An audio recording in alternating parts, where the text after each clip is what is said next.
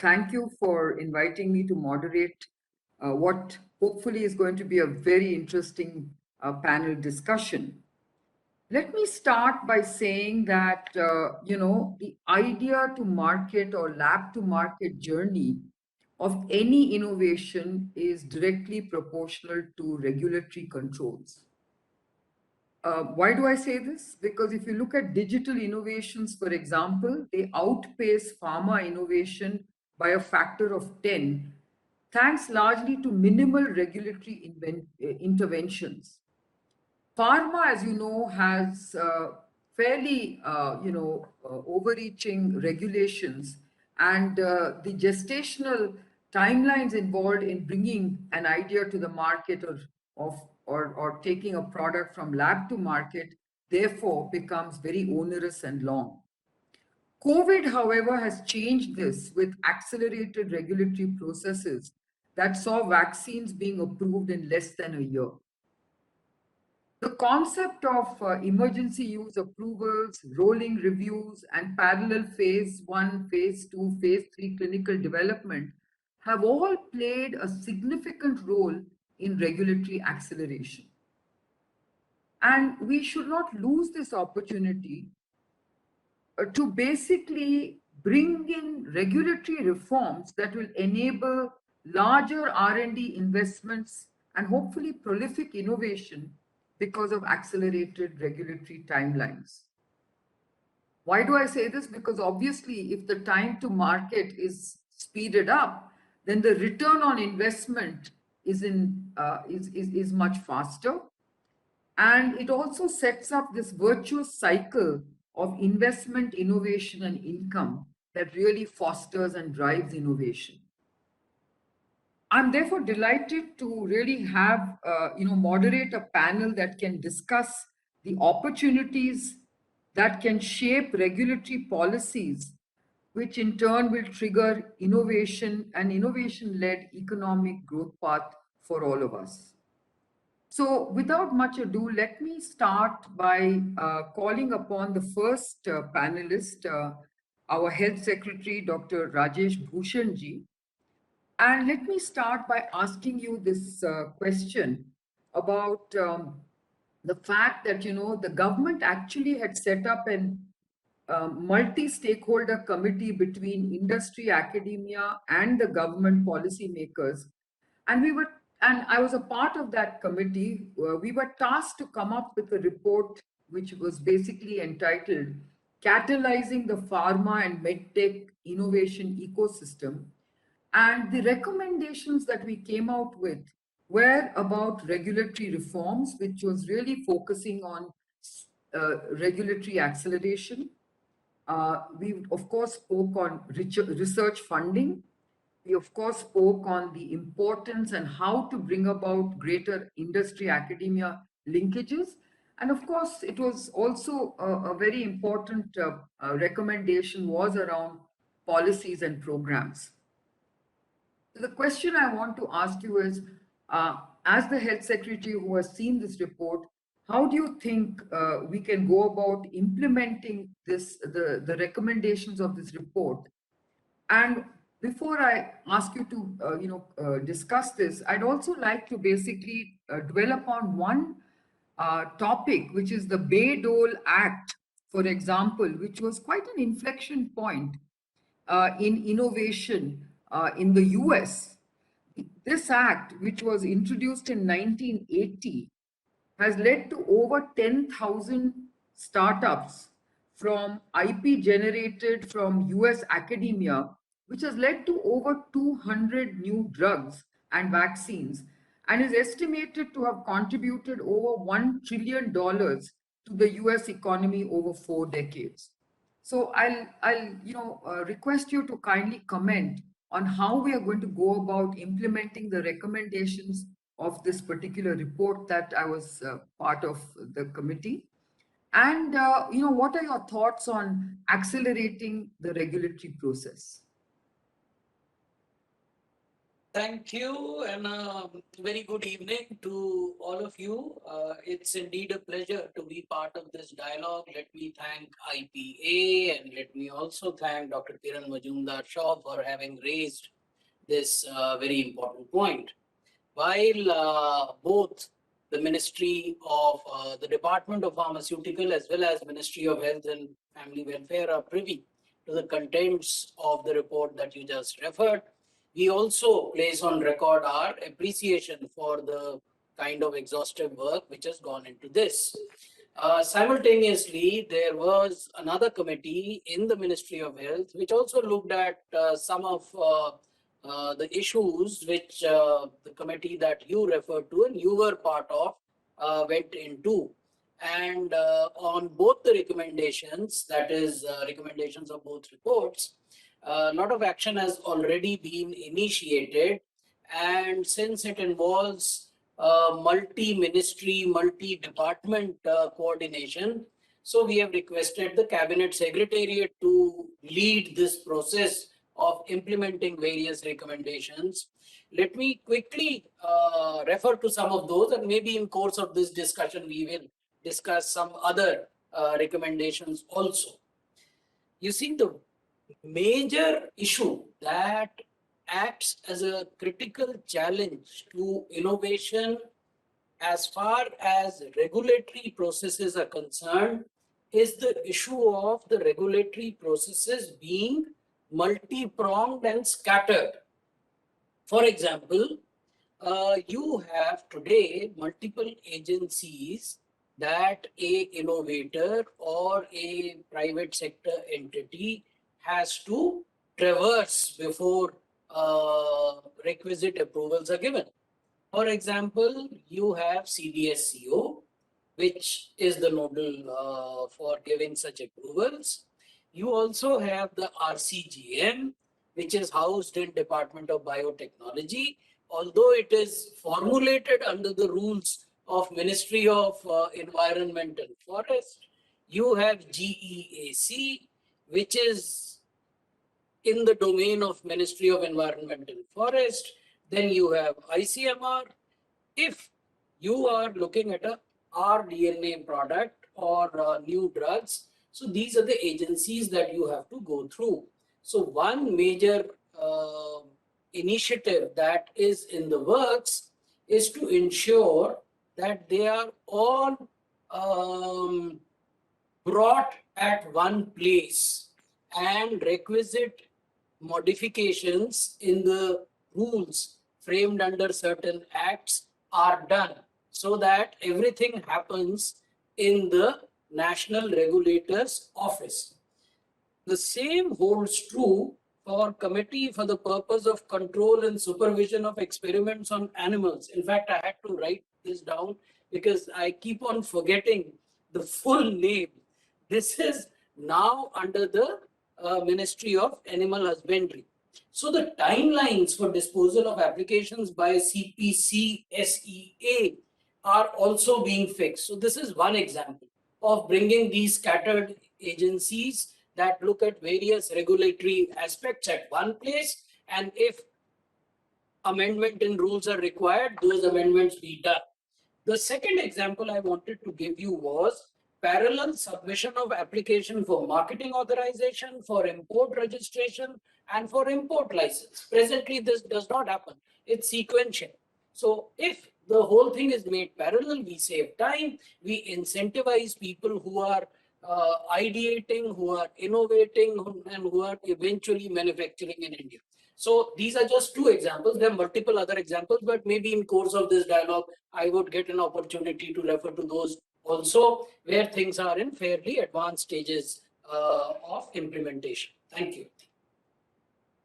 Thank you so much, Rajesh Bhushanji. Now, let me move on to our new DBT Secretary, Dr. Rajesh Gokhleji. Let me start by saying that, BIRAC actually has done a stellar job of providing seed funding for startup innovation. How can you help with bridge financing until such startups receive venture capital? And continuing from what Dr. Rajesh Bhushan said, how do we basically make sure that we remove some of these hurdles that are coming in the way for preclinical testing, especially in the context of animal testing, where under law we could actually try and differentiate between experimental animals and domesticated animals. Is there some sort of way of bringing in some kind of simplification of that particular challenge? Thank you very much, Dr. Kiran Majumdar-Shaw, for your introduction, and IPA, thank you very much for this opportunity. This is a new domain for me, actually, and I think it's exciting. It's a great opportunity, as well as enablement that one can do. I must say this, that DBT has been shifting and adapting, and in fact mirroring the innovative nature of biotech industry quite rapidly, actually, in last few years to go, if we really look at. And clearly the challenge, as you yourself said, actually, is that the challenge is to bring down the mitigate the development cost, actually, so that it becomes beneficial to all. And obviously the safety of all stakeholders are in place. It's not just people who receive it, but people who in fact also using it. And I think there are a few very important things that we have learned last COVID period. I mean, clearly we can speed up regulatory approvals. I mean, I think that should be the baseline, right? I mean, that's most wonderful. I think the other thing that what also I think is that what we have realized that we can work in teams and deliver, which is also very, very important, because we've always worked in silos and then we try to connect with one another. And the third thing is that the online mode committee meetings have become simpler, which actually does solve the problem of getting committees together much more rapidly and doing the carrying out this. And towards this, I think you must have seen over a period of time, many of you had a chance to look at the work RCGM has been doing, the review committee on genetic manipulation. In fact, it meets every fortnight now, actually, to get together and be able to carry out. And it's a large committee, but the getting everybody together online makes it very, very simple. And that's really wonderful, because one can every fortnightly try and review the stuffs and look at it. Obviously, the other important aspect that has been done is the simplified import and export of various materials, actually exchange of materials. So small scale materials import and export has been given the rights back to IBSC, which is at an institution where the processes are going on. So it's very good if you want to get something in small numbers and not really required at an early development stage. You don't really need to go to anybody else. And the larger scales, in fact, even in DBT, if all paperwork gets done, I know it gets done in 7 to 10 days, actually. And this is very critical, because you need to get your product evaluated against the known standards and many of other things. I think we're also trying to improve the IBKB portal, actually, which is the Indian Biosafety Knowledge Portal that's been set up in 2019. And it's an online information website that carries out the stuff, be able to do this. So I think it's very, very important that variety of these stuffs carry out and come together. And as you rightly said, DBT BIRAC seed grants have changed the biotech startup ecosystem, right? I mean, this is really the game changer that has played a tremendous amount of role. And the question that you asked actually, if I can just add on to that, I mean, clearly what one requires is bridge financing, actually, where from the seed till the equity funds actually is get, how can we carry out these activities? And in fact, I can tell you that there are 3 different kind of strategies by which you can carry out this process. There is a seed fund, which is to a tour of about, if you have a TLR3 kind of, if the innovator has reached a TLR3 level, what we use standard philosophy is actually, then you get 30 lakhs of funds for available to be able to do this. There is a lead fund that if you have reached TLR5, which is about 1 crore of rupees actually, and about 100 companies have used this, and all of them have grown about 8x to 10x actually by getting matching from the venture capital. So all of these are equity funds actually. And there is also a fund, which is actually has been funded to 43 startups as of now, which carries out, allows them to give some breathing space before the VC does. So I think these 3 are very, very important enabling environment. And I hope DBT will continue to grow and BIRAC will continue to grow in these directions to be able to do stuff actually. I'll stop here, and again, thank you for this opportunity. Thank you so much. I'll now, of course, like to turn to Dr. Viji Somani. I think he is one person who's very, very aware of the need for regulatory reforms. I know him; he himself has been driving regulatory reforms, especially during the development of vaccines. And let me, obviously, I'm sure you agree with me that regulatory reforms are at the core of driving innovation for our country. And what are the immediate steps that we can take to accelerate the regulatory review and approval timelines? For example, you have been, very, very, judiciously issuing emergency use authorizations.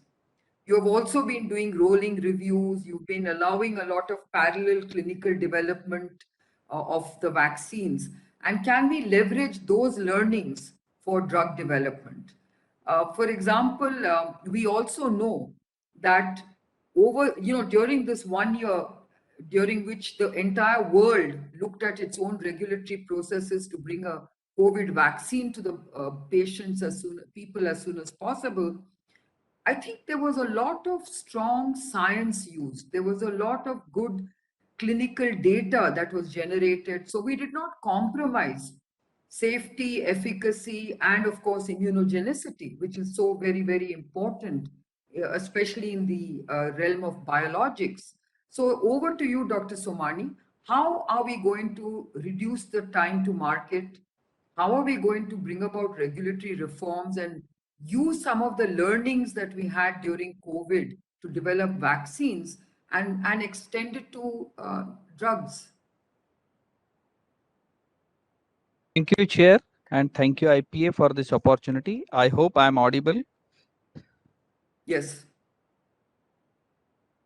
During the COVID, we had an opportunity to work hand in hand with the innovators and with the industry, because there was a pressure to develop in diagnostics, therapeutics, immunobiologicals, and all things which can, including some of the devices, which can solve the problems of the COVID-19. And we had to devise the methodologies in which the regulator becomes the facilitator, and the old processes of looking at the things in a leisurely manner, or where we expect a complete data set. Unless we see the complete data set, unless we see it 2 or 3 times, we don't go to the sequentially to the other steps. So all these things, and also having the physical meetings. So we started working online without compromising on the quality of what data is required for of the molecule at the CMC level, at the in vitro level, the specificity of animal models required, the data required in the animal model, and also at the time of clinical trial, how much data is actually essentially required in a phase 1 trial, phase 2 trial, and phase 3 trial. What can go as an adaptive clinical trial design, while some of the data in phase 1 and you can allow the things to go to phase 2, and while some of the data of safety and efficacy and proof of concept is actually generated in phase 2, then we can allow it to phase 3. These have been a very useful experiences, but we had to multiply our efforts while doing these things, and also reduce the redundant steps while working online, holding the meeting. Because I remember during last this 2 years, can you hear me? Yes. In last 2 years, we have held more than 180 subject expert committee meetings, and everything was considered, which is important for the COVID vaccines or clinical trial approval, was considered in the manner of rolling review. And in the vaccines and in the repurposed drug also, people start with a very small scale first, then they scale up, then there are issues of changes. So the established processes which we are having, that has a very long turnaround time. So we have gone beyond those long turnaround time, started hand holding of the local FDA also, and the manufacturers also, and the researcher also had a regular meeting in between this SEC meeting, and that has made it possible that we not only today on 19th March, there was not a single testing kit available in our India for the COVID-19.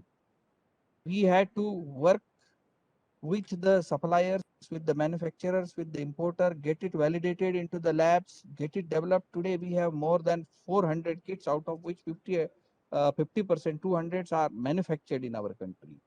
Similar was the case for the Similar was the case for the liposoluble amphotericin B. Similar was the case for the vaccines, and also emergency approval which are given for various drugs. We had dependent on our data, in which the drugs like the itolizumab, drugs like favipiravir, drugs like this peg interferon, which irrespective of data available internationally, we have taken the decision based on the Indian data. And that's how, and this learning of, reducing redundant processes, giving the adaptive designs, and working close from the basic level, from level animal model selection till the comparator selection and the clinical trial, various phases of the clinical trial.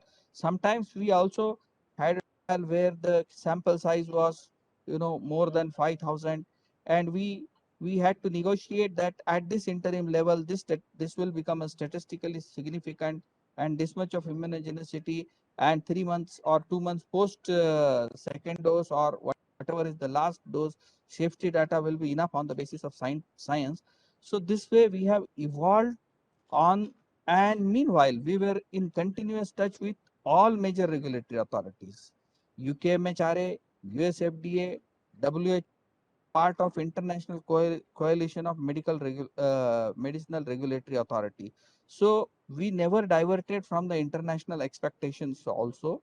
So we want to continue this regulatory, means the policy for the R&D, the committee which you have headed, the committee made by headed by Honorable Secretary, and its recommendation accepted by the Cabinet Secretariat and the government, that will pave the way, and there will be no problems for the getting the ecosystem for the innovation from the regulatory perspective. And we are creating the guidelines on that line, madam. Thank you.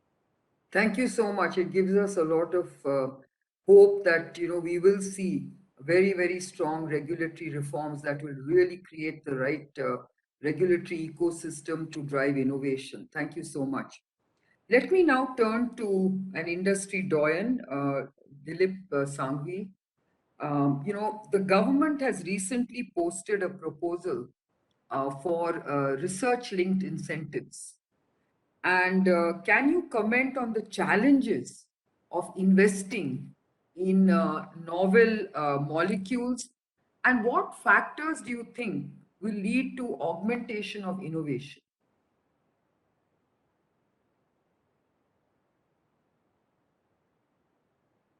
Dilip bhai?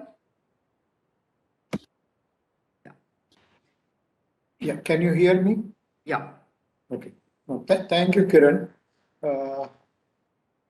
I think you've asked a very interesting question, which I think is close to all of our heart, because I think all of us, after becoming successful in generic business, are focusing on becoming successful in innovation. And I think it's very current to the topic that we have for these 2 days workshop. Innovation for new product, I think, is a important milestone for Indian companies to succeed. Even those have been making significant investment in that for some time. The research linked incentive scheme is a very good effort towards recognizing the challenges of the industry in terms of making this long term investment. And it's essentially talking about engaging in dialogue with all the stakeholders with a view to form a policy which will be a long-term policy, because I think there is a recognition that in innovative new product, it takes long time for a product to come to market. Uh, I think there is also proposal for finding a way to uh, incentivize the industry, also finance the industry. I think all of this will help. But if I share some of the challenges and some of the suggestions that we have, I think the important challenge that we have is that the uh, and that's part of the discussion, I think, in next today as well as tomorrow, is collaboration between industry and academics, collaboration between various capable organizations so that the missing skill sets in companies can be overcome. If I look at our own experience, then we have 3 products in different stages of human studies. One of them is in phase 3 study. But I think historically it was easier for us to do phase 1 and phase 2 studies outside of India. I think Dr. Somani talked about various reforms that he's initiated, which should make it feasible for Indian industry to do this kind of research also from India. My request to Dr. Somani is that instead of, I mean, in addition to streamlining all the approval processes, if we also find a way to significantly empower the ethics committee, either of the companies or various clinical development sites, I think it will facilitate the process in terms of developing these products faster. Uh, Indian scientists, as we've discussed many times, globally are important component of innovation in all the countries. So we have the skill set and the capability to uh, become successful in innovation. And as we continue to streamline our internal processes, improve access to capital, and improve access to a stable cash flow generating business environment, we will become successful and we will have quite a few innovative Indian products in market in next maybe 5 to 10 years. Thank you. Let me now move to Glenn Saldana. And Glenn, you have been one of the front runners in investing in novel drugs. But of course, you chose to do it overseas for obviously some of the reasons that Dilip Bhai spoke about. That it was difficult to do some of these trials in India. So, you are very experienced in this whole area of innovation and drug innovation. What are the deterrents for innovation in India, and how do we overcome credibility hurdles that we always face when you talk about Indian innovation? Sure. Thank you, Kiran. So I want to start by saying, so at Glenmark, we've done a lot of work in India. So all our small molecule research has primarily come out of India. And if you see, over the last 2 decades that we've been doing small molecule research, we have about 5 or 6 products which we've outlicensed to Big Pharma, which were completely discovered and developed in India. So we've done licensing deals with the likes of Forest, Tejan, Merck, Lilly, Sanofi on small molecules, right, which we've discovered, which completely came out of India. So it's only so let me ask you there, Glenn. Those were sort of discovered and it was early stage licensing, right? It was phase 1 up to phase 2. Yeah. But what we did was a large molecule research, primarily biologics, is what we decided to offshore because we felt that India has some grounds to cover on the innovative biologics side, and that's why we housed it in Switzerland and in the US. And subsequently, we spun it out into a US company called Iconos Sciences. Of course, it's all ultimately owned by the Indian entity. Um, I think, research in India for me, I think in the small molecule area, we can do a lot and we continue to do a lot. We continue to believe that India can keep producing a lot of value um, as we go forward. Um, I think always the biggest challenge, Kiran, has been how do you fund it? What happens to fund this? How do you fund this research? How investors perceive it, and we all know that in the short term, investors punish you dramatically, right, for spending money on innovative research. And the challenge is one doesn't know how to change. I don't know how to change that, right, and change that perception. So I think these are some of the challenges. And but I think overall, India remains a great destination to do research, both small molecules and over time, I'm sure, biologics will come into India in a big way. And of course, I also see India as a great destination for clinical trials, right? Because we have a huge patient pool. And the last point I want to make, Kiran, is that I think the regulator, I mean, I've been doing this for 20 years now, right? And I've seen some dramatic changes with the regulator in India. So there have been some great changes, the SEC committees which have been put in place, IND committees, Sugam portal, which makes a lot of information public. So there's been a lot of changes in the regulatory environment, positive changes, and especially in the last 2-3 years. And we've also seen during COVID, we made significant progress. I mean, the regulators are very quick to approve drugs for COVID, to approve vaccines. So great job. And I think, we are on the right track in terms of, creating a research ecosystem in India.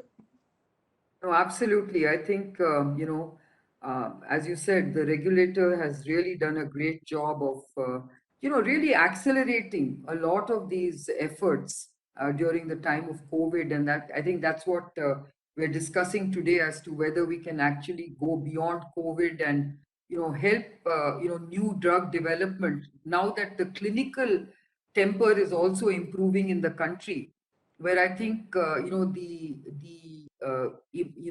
presence of a large number of international CROs is also now obviously looking at India as a very rich reservoir of patients in any kind of disease segment, and that also is extremely important from a speed of recruitment, stratification, and I think we have clinicians who are extremely experienced.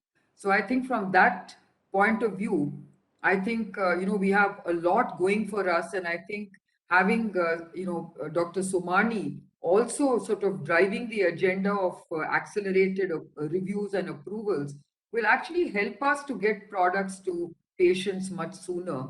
And I think this whole approach of emergency use approvals and then using a lot of real world evidence to then sort of build on it and could possibly be a very interesting regulatory path forward. So, I would now move on to Dr. Sanjay Singh, unless Dr. Somani wants to make a comment here. Certainly, the lessons we have learned, the biggest lesson has been to work in coordination. From the beginning stages, what usually is called as a pre-submission meetings, we have to have a pre-submission meeting, informal meetings, so that the pathway is made very clear for the innovations and the innovator feel confident and they are a part of regulator, and innovators are not separate as far as new drug discovery is concerned. That will be a new normal. Rest of the things are logistic things. When to hold the SEC, what will be the decision, how much time is required for given approval, whether it is given by notification, whether it is given in 3 days, 4 days, 10 days. Basic thing is our ideas and plan should match. Starting from selection of strains, raw materials, the processes, and the scale up, how much will affect the quality, safety, efficacy, and how much can be considered as a substantial equivalence and can go ahead. So this kind of understanding is important. For that, a regular dialogue, regular interaction, and very brief guidelines. Of course, there are many guidelines. We can take it from Europe and US and all those things. Therefore, if you see in the beginning itself, we came out with the guidelines for the development of vaccines with a special emphasis on the COVID-19 vaccines, and various guidelines on how to handle the clinical trial during the COVID-19 period, along with certain deviation if the patient can't visit the site during the containment or the doctor. So very small guidances and regular interaction, that is extremely important for taking the innovation forward and breaking the barrier between regulator and the innovator and creating a comfort level. That's what I would like to say. Thank you.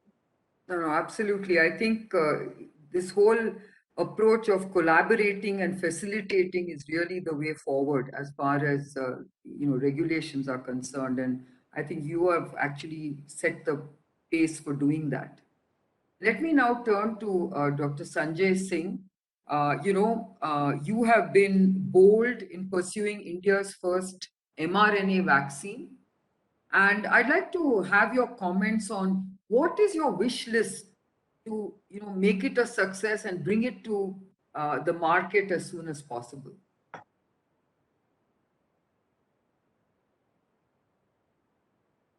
I think you're mute. Thank you, Dr. Majumdar. Yes, it was a quite bold decision, but the major support came from the DVT because it could have been a huge project. And what is the difference between where industry is, most of the industries, and where we are aiming to go? It's from generic to innovation. In innovation, there are two parameters which are very, very critical. One is that it is very cost intensive, very long, but equally it is 10 times more riskier. From generic business, it is 1,000 times more riskier. But then the policy parameters or regulatory parameters add some more wheels on it. As you might have seen Bob's presentation, Bob said on 11th January, the sequence came, and on 25th of February, it was in the clinic in NIH. There was no weightage into this. I was not that lucky to reach that fast, but I'm very happy that my vaccine is in the clinic. Not only the vaccine is in the clinic, this is the setup from the office of DCGI. We added one more innovation that we made it to 2 to 8 degrees centigrade stable. And here I will say to Dr. Samani, his team, it was absolute hand-holding to walk that path. It was not easy path. It was very difficult path for us, hand-holding. Our vaccine is in the clinic. It would have been much faster, but there's a limit to ask. So now I'm very, very satisfied because I'm one of them, as Dr. Gokhale, who has moved from academia to industry. And somehow that kind of respect is recognized that, yes, we can move to industry. And this dialogue is very, very important in my life today. I want to congratulate IPA that this dialogue is open. There should be a dialogue between the regulator, between the policymaker, between the industrialists, between the research. This dialogue is very critical. Once the dialogue opens up, then we can put out what are the pros and cons. I'm not at all in favor of, I come from HHS background, human health sciences background. I want my regulations should be strict, but my regulations should be logical. Guidelines are the reference, but the decisions are made on mutual understanding because here the human safety is involved. So now for mRNA vaccine, we have just finished the phase 2. We are entering to phase 3. Hopefully, let's see how the results come, and based on the results, how the DCI approves. But we are very positive about it. But there is one parameter, madam, comes into us immediately because all the raw material, which is 39 raw material required for my vaccine, are need to be imported. We cannot afford the timeline, and we do not have that kind of money power because few of my raw material were posed by my peers. So we have to do backward integration. And for backward integration, I would like to see the policymakers should also look into it, that anything which is coming as a part of backward integration, it should be seen from a different lens at the Office of Regulatory. So there is one part which is innovative product. It has to be seen from a different lens. The second, which is the backward integration is happening, that should be listed as from a another lens. But one more important fact, madam, I want to put in front of you, as you are the moderator, and I think Secretary Health is also listening. We have to define the priorities, where innovation should go, what are the priority vouchers should be our, how the priority, which are the diseases, because diseases which are important for us, they should be on the priority list the way the COVID has been put together. My last point into it, because within 1.5 months, the vaccine goes into a nice clinic, but here in 1.5 months, I was running to different offices. If we have to innovate, and I'm very practical about, if we have to innovate, we have to have one system, which is the Office of DCGI. No files should go from us to any other place. They should have a single window system. We are talking single window system for a decade. You may be aware of it.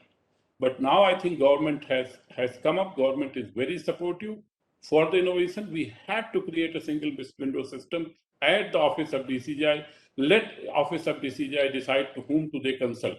This is my one strong recommendation as a researcher, part of my regulator, now part of an industrialist.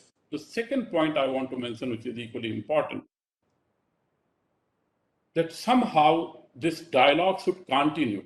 It should not evolve need basis. At present, this dialogue has evolved because the COVID situation, and certainly we have learned our lesson, as Dr. Somani said, as DBT has said, as others said, but this should be a continuous process by which we should keep on involving itself, and this should be like an annual review kind of thing, or once in a 2-year review, that what are the, because we have to innovate for ourselves. We have to be proud of our innovation. And if our innovation is good enough, world will come and buy our innovation. World will respect our innovation. So one side, as industrialist and academia, as a policy maker, we should focus on innovation. Other side, our regulatory agencies should focus on it. And let's make us proud, and others will follow. This is my side of recommendation, and this is my side of experience. And again, what I have seen in last 1.5 years, very difficult period, but very proud moment for us who are involved into hardcore innovation. Thank you so much, Dr. Sanjay Singh, and wish you all the best. We hope that we can really proudly celebrate when our first made in India mRNA vaccine is approved. That will be a very proud day for all of us. So let me come to the last panelist, Dr. Kamlesh Pantji. You know, price control has always been looked at as being counterproductive to innovation. Okay, companies state that they need to get a return on R&D investment. How can you apply differentiated price control based on R&D investment? You just heard Dr. Sanjay Singh said that, certain products are much more complex to make than others, and yet we paint everything with one brush. So, for example, a generic molecule is a fraction of the cost of developing, say, a biosimilar drug or a novel vaccine or a novel drug. And yet the same formula applies to all these products when you come to price control. How are we going to handle this? Because it's again linked to the need for regulatory speed of regulations, regulatory acceleration, but there's also a factor of how do we look at price control for drug innovation? Can we have a differentiated policy for new drugs? What is the kind of approach you would like to take to really sort of encourage innovation and allow companies to basically get a pretty healthy return on their investment so that they keep investing in innovation over and over again? Good evening. I hope I am audible. Yes. Yeah, thank you. Thank you, and congratulations to IPA for a very, very relevant topic for the seminar. As far as the pricing regime is concerned, you would have observed that over a period of time, the philosophy of pricing has evolved from, in terms of DPCO, drug price control orders, from cost-based pricing to a market-based pricing. So in that sense, a generic, a patented drug, incremental innovations, there are provisions in DPCO for these kind of situations. And the market-based pricing itself will mean that one category, it is not, one price of for a generic drug, for example, is not applied to a patented drug, or for that matter, a very different molecule or a different different formulation of the medicine.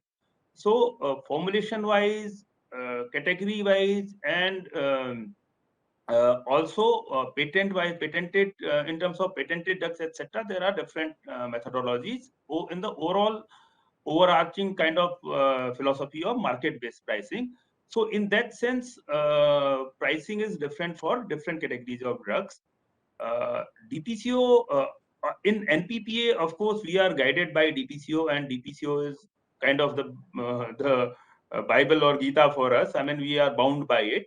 But one of our jobs is to advise the department and tell them that these are the kind of improvements that could be required.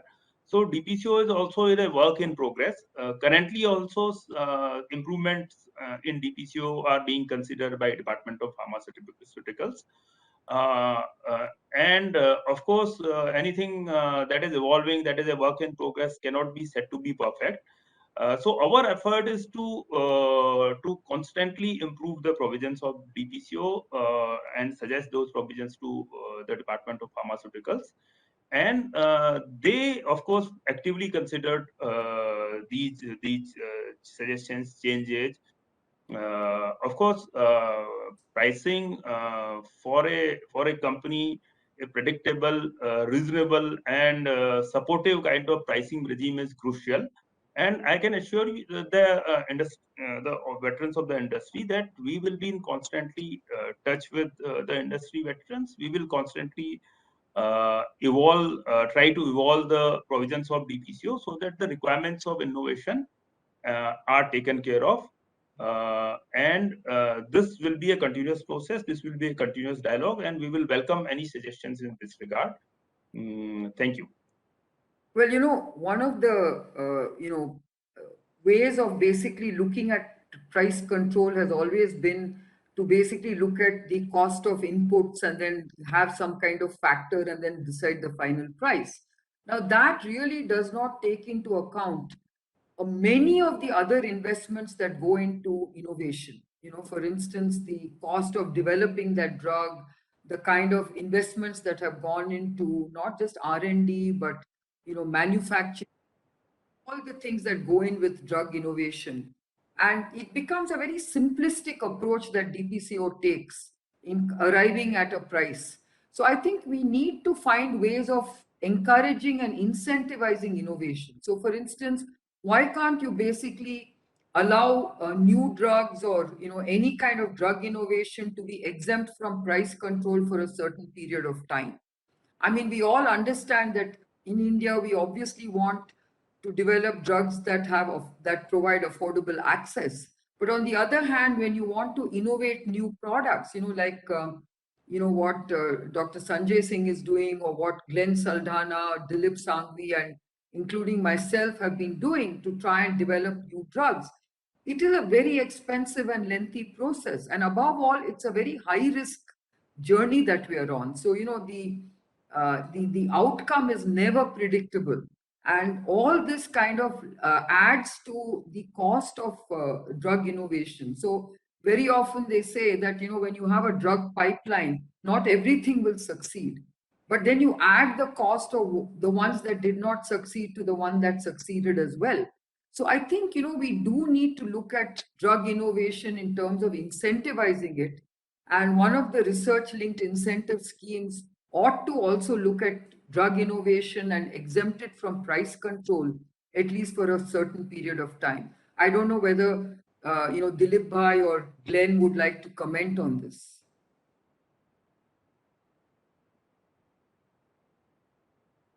Any comments before I answer, or should I answer first? Kiran, I think there is already a provision for exempting drugs which are patent protected from application of DPCO. But I think you've raised a much more fundamental issue.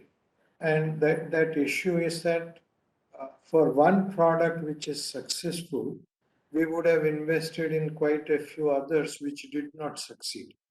And the one product which is successful, if you are able to charge a certain value or a price, does it allow you to recover the investment that you've made in other unsuccessful product?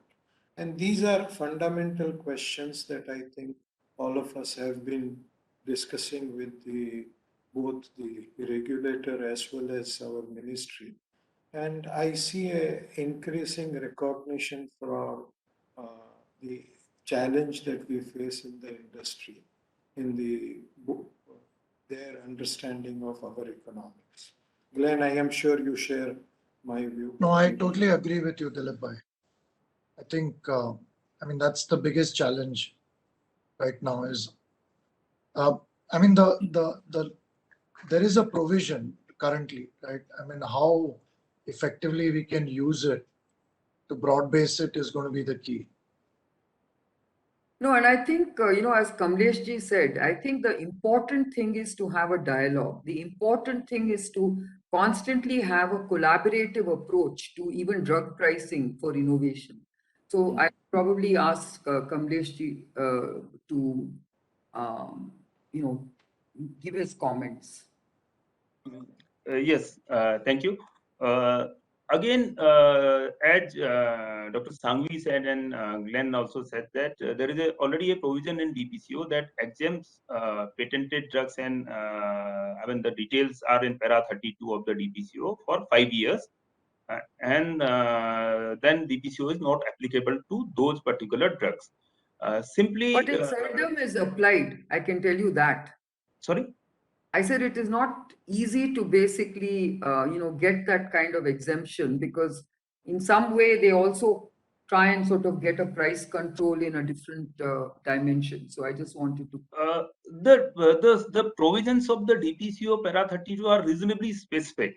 They are objective. I would say they are not very subjective. So in that sense, whatever objectively satisfies those criteria, those get the exemption from the operation of DPCO.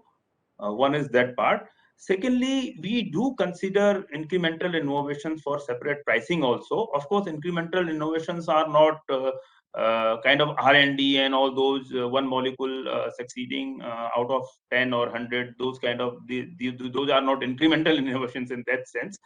But I would say that over a period of time, for example, the 95 DPCO was cost based, but the 2013 DPCO in its philosophy is market based. So it takes into account the market dynamics and it allows the market to operate.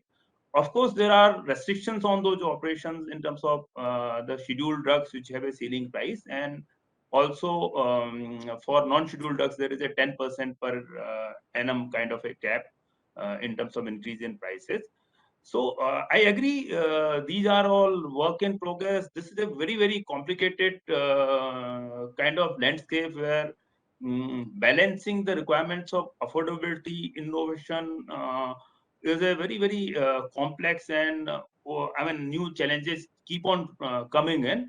But I can assure that we will be conscious of those challenges. We will take in account to those challenges, and will be willing to work to address those challenges. But it is not perfect. I agree. Things are not perfect, and things are in the process of. There are proposed changes also, which of course is the DOP's department's prerogative. We just advise, but I can tell you that department is actively considering some changes also. Thank you. Thank you. So now that we are sort of coming to the winding down stage of this panel discussion, let me go to each one of you.